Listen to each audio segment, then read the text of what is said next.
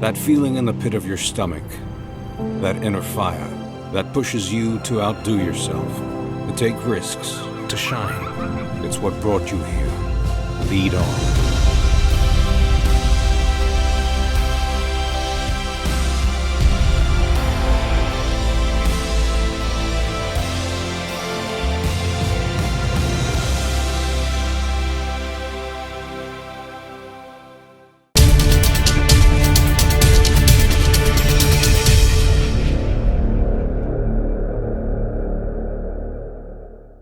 Il n'y a aucun doute que le pays finit à prendre avec stupeur, choc et tristesse sa nouvelle concernant McPhilly.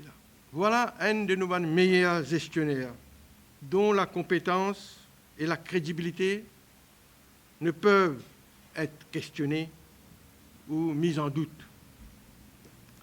Voilà un dimoun de sa trempe-là qui se trouve éjecté d'une compagnie dans laquelle l'État majoritaire. La question se pose. D'abord, qui fait à sa décision-là a été prise aussi vite et aussi d'une façon expéditive? Et qui fait elle nous arrive jusqu'à là? Question posée, est-ce qu'il y a une solution pour trouver une sortie de sa crise-là? La question qui nous posait, est-ce que McPhilly a été victime d'un lobby quelconque? La population est autant désemparée quand il prend compte, quand il tenait en considération du progrès de la situation financière d'Air Mauritius depuis qu'il est aux commandes ces derniers 8 mois. Nous tous nous connaissons que la situation finit améliorée d'une façon significante, d'une façon significative dans Air Mauritius, qui remonte la pente avec un bilan réconfortant.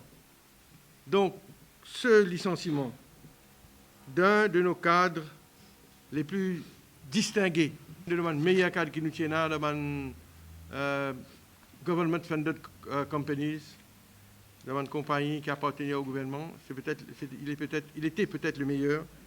Donc, ce licenciement-là porte un coup dur à Air Mauritius, au pays en général, au principe de la bonne gouvernance. Ce qui est plus grave aussi, nous finissons apprendre que le Premier ministre n'est pas au courant de sa décision-là. Est-ce que le cabinet est au courant? Je me pose la question de la décision du board pour licencier, pour révoquer, pour limoger McPhilly.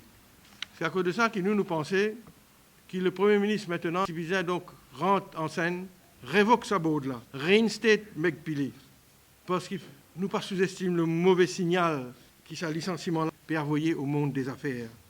Donc, vous n'arrivez pas les dégâts. C'est un mauvais signal, me dire, au monde des affaires, à une compétence mauricienne, à un cadre, à un gestionnaire.